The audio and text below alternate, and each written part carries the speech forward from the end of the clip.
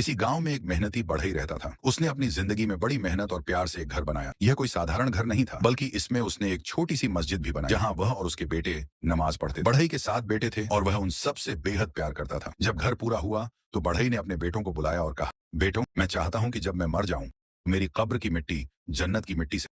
यह सुनकर बेटे हैरान रह गए। सबने सोचा कि जन्नत की मिट्टी कहां से मिले, लेकिन पिता की आखिरी ख्वाहिश को पूरा करना भी जरूरी था। इसलिए सभी भाई जन्नत की मिट्टी की तलाश में निकल पड़े। सब भाई दिन भर यहाँ वहां घूमते रहे, जंगलों में, मैदानों में और पहाड़ों में जन्नत की मिट्टी ढूंढने की कोशिश करते रहे, लेकिन किसी को कुछ नहीं मिला। शाम को थक हार कर सभी भाई खाली हाथ घर लौट। जब वे घर पहुंचे तो उन्होंने देखा कि उनका सबसे छोटा भाई एक बोरी में मिट्टी भरकर बैठा। बड़े भाइयों ने हैरानी से पूछा, यह क्या है और तुम यह मिट्टी कहां से लाए? छोटे भाई ने मुस्कुराकर जवाब दिया, मैंने यह मिट्टी माँ के चरखे के नीचे से उठाई है, जहां वो बैठकर दिन रात हमारे लिए कपड़े बुनती थी, जहां उनके कदमों के निशान हैं, जहां वे हमारे लिए दुआएं मांगते। बढ़ई ने यह सुनना तो उसकी आंखों में खुशी के आंसू आ गए। उसने अपने बेटे को सीने से लगाया और मुस्कुराकर कहा, अगर हम जन्नत की ख्वाहिश रखते हैं तो हमें अपनी माँ की इज्जत और सेवा करनी चाहिए, क्योंकि वही हमारे लिए दुनिया और आखिरत में सफलता की कुंजी है।